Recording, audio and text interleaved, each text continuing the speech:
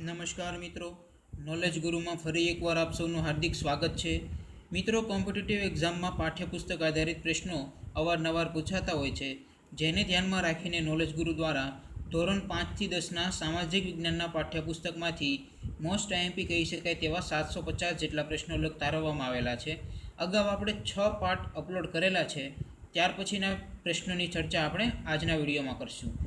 આજનો વિડીયો શરૂ કરતાં પહેલાં આપ સૌને કહેવા માગીશ કે જો તમે ચેનલમાં નવા હો અને ચેનલને સબસ્ક્રાઈબ કરવાનું બાકી હોય તો ચેનલને સબસ્ક્રાઈબ કરી લેજો અને બાજુમાં આવતા બેલ આઇકન પર ક્લિક કરી લેજો, જેથી તમને અમારા આવનારા વિડીયોની નોટિફિકેશન મળતી રહે.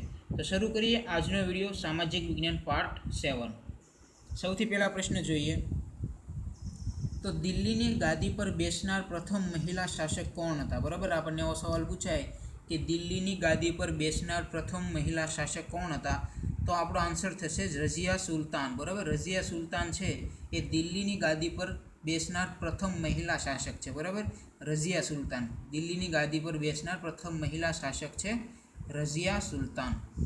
ત્યાર પછીનો પ્રશ્ન જોઈએ તો અહીંયા આપણે રઝિયા સુલતાન વિશે આપણે થોડું વધારે જાણી લઈએ. તો રઝિયા સુલતાનના પિતાનું નામ જણાવો. આપણને એવા સવાલ પૂછાય કે દિલ્હીની ગાદી પર પ્રથમવાર બેસનાર પ્રથમ મહિલા શાસક રઝિયા સુલતાનના પિતાનું નામ જણાવો. તો ઇલ્તુત્મિશ એમના પિતાનું નામ છે. બરાબર, ઇલ્તુત્મિશ કે જે રઝિયા સુલતાનના પિતા છે. બરાબર, ત્યાર પછીનો પ્રશ્ન જોઈએ કોના સમયમાં ડાક ચોકી ટપાલ પદ્ધતિ દાખલ થઈ? બરાબર, કોના સમયમાં ડાક ચોકી ટપાલ પદ્ધતિ દાખલ થઈ હતી? તો ગ્યાસુદ્દીન તુઘલક નામના શાસકના સમયમાં ડાક ચોકી ટપાલ પદ્ધતિ દાખલ થઈ. બરાબર, કોના સમયમાં?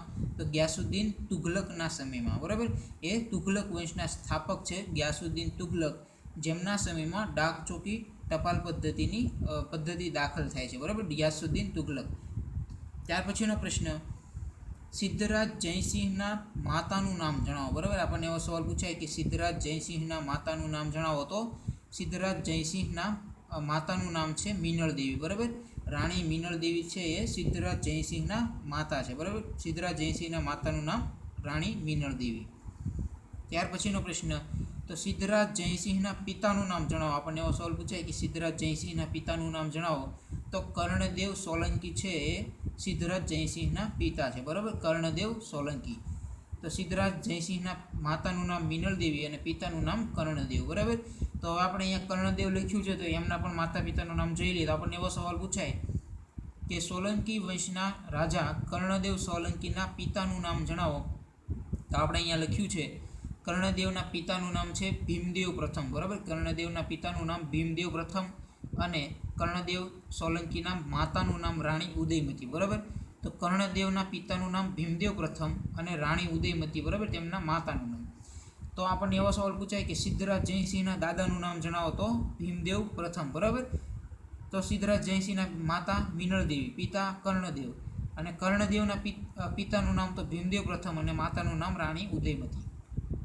ત્યાર પછીનો પ્રશ્ન જોઈએ તો ગુજરાતના ઇતિહાસનો સૌથી પ્રતાપી રાજા. બરાબર, આપણને એવો સવાલ પૂછાય ગુજરાતના ઇતિહાસનો સૌથી પ્રતાપી રાજા કોણ? બરાબર, તો આપણો આન્સર થશે સિદ્ધરાજ જયસિંહ. બરાબર, ગુજરાતના ઇતિહાસનો સૌથી પ્રતાપી રાજા સિદ્ધરાજ જયસિંહ. ત્યાર પછી આપણે અહીંયા જોઈ લઈએ, થોડુંક ટ્વિસ્ટ કરીને તમને પૂછે કે ગુજરાતના ઇતિહાસનો સૌથી પ્રતાપી સુલતાન કોણ? એવો સવાલ પૂછે. આપણે અહીંયા રાજા જોઈ લીધું, ગુજરાતના ઇતિહાસનો સૌથી પ્રતાપી રાજા તો સિદ્ધરાજ જયસિંહ. પણ તમને એવો સવાલ પૂછે કે ગુજરાતના ઇતિહાસનો સૌથી પ્રતાપી સુલતાન કોણ? બરાબર, તો આપણો આન્સર થશે મહેમૂદ બેગડો. બરાબર, સૌથી પ્રતાપી રાજા પૂછે તો સિદ્ધરાજ જયસિંહ અને સૌથી પ્રતાપી સુલતાન પૂછે તો મહેમૂદ બેગડો. બરાબર, ત્યાર પછીનો પ્રશ્ન જોઈએ તો ગુજરાતમાં કોણે યાત્રાવેરો બંધ કરાવ્યો? બરાબર, ગુજરાતમાં કોણે યાત્રાવેરો બંધ કરાવ્યો? તો મિનળ દેવીના કહેવાથી સિદ્ધરાજ જયસિંહ. બરાબર, આપણને એવો સવાલ પૂછાય કે ગુજરાતમાં કોણે યાત્રાવેરો બંધ કરાવ્યો? તો સિદ્ધરાજ જયસિંહે બંધ કરાવ્યો. બરાબર, પણ આપણને એવો સવાલ પૂછાય કે ગુજરાતમાં યાત્રાવેરો કોના કહેવાથી બંધ કરવામાં આવ્યો? તો મિનળ દેવીના કહેવાથી. બરાબર, અને કોણે બંધ કરાવ્યો? તો સિદ્ધરાજ જયસિંહે બંધ કરાવ્યો.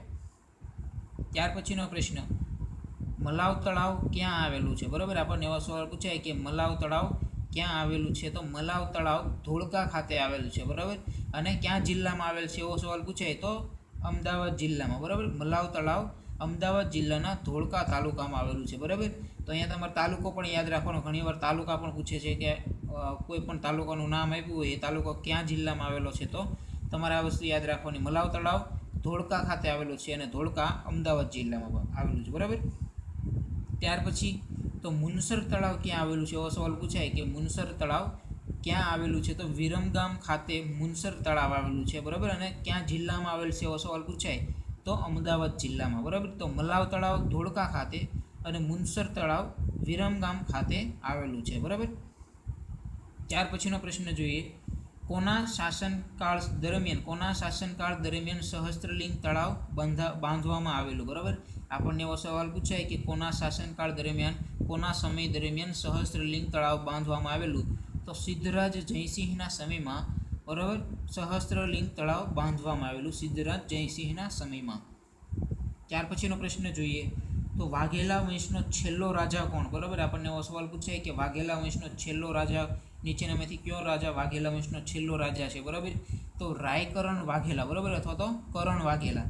બરાબર, રાય એટલે રાજા. બરાબર, રાજા કરણ એટલે રાયકરણ વાઘેલા. બરાબર, તો વાઘેલા વંશનો છેલ્લો રાજા છે રાયકરણ વાઘેલા. બરાબર, તો આપણને એવો સવાલ પૂછાય કે વાઘેલા વંશનો ગુજરાતમાં છેલ્લો રાજા કોણ? આપણને એવો સવાલ પૂછાય કે વાઘેલા વંશનો ગુજરાતમાં છેલ્લો રાજા કોણ? તો કર્ણદેવ બીજો. બરાબર, કર્ણદેવ બીજો એ ગુજરાતમાં વાઘેલા વંશનો છેલ્લો રાજા. જો ભારતમાં પૂછાય દિલ્હીની ગાદીએ વાઘેલા વંશનો છેલ્લો રાજા તો રાયકરણ વાઘેલા, અને ગુજરાતમાં વાઘેલા વંશનો છેલ્લો રાજા પૂછાય તો કર્ણદેવ બીજો. બરાબર, કર્ણદેવ બીજો વાઘેલા. કર્ણદેવ બીજો એટલા માટે લખેલું છે. કર્ણદેવ પહેલો અગાઉ આપણે જોઈ લીધું. બરાબર, સિદ્ધરાજ જયસિંહના પિતા છે કર્ણદેવ એ પ્રથમ. બરાબર, કર્ણદેવ પ્રથમ, આ કર્ણદેવ બીજા. ભેગું ન થઈ જાય, યાદ રાખજો. બરાબર, વાઘેલા વંશનો ગુજરાતમાં છેલ્લો રાજા કર્ણદેવ બીજો. ત્યાર પછીનો પ્રશ્ન જોઈએ. તો અમદાવાદ શહેરની સ્થાપના કોણે કરી? બરાબર, આપણને એવો સવાલ પૂછાય કે અમદાવાદ શહેરની સ્થાપના કોણે કરી? તો અહેમદ શાહ પ્રથમ છે. અહેમદ શાહ પ્રથમ એમણે અમદાવાદ શહેરની સ્થાપના કરી. બરાબર, અહેમદ શાહ પ્રથમ.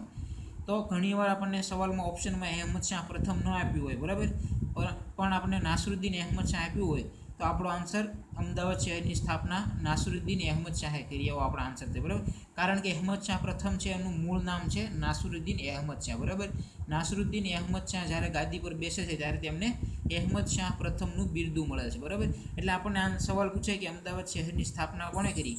તો અમદાવાદ શહેરની સ્થાપના કરે છે અહેમદ શાહ પ્રથમ. બરાબર, જેમનું મૂળ નામ છે નાસરુદ્દીન અહેમદ શાહ.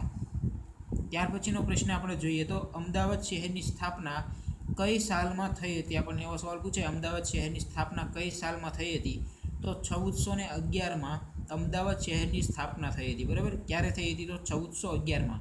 આપણે અહીંયા નોંધ લખેલી છે કે GCERT ના બુકમાં આપણને 1412 આપેલ છે. બરાબર, GCERTના બુકમાં 1412માં અમદાવાદની સ્થાપના થયેલ છે એવું આપણને આપેલું છે. બરાબર, પણ ગુજરાતમાં અત્યાર સુધી જેટલી વખત આ સવાલ પૂછાયો છે, બરાબર, એમાં બોર્ડે માન્ય રાખેલ છે 1411. પણ આપણે 1412ને પણ યાદ રાખશું. જો ઓપ્શનમાં 1411 ન હોય તો 1412 આપણો આન્સર થશે. બરાબર, એટલે અમદાવાદ શહેરની સ્થાપના 1411માં થઈ હતી. બરાબર, ત્યાર પછીનો આપણે પ્રશ્ન જોઈએ.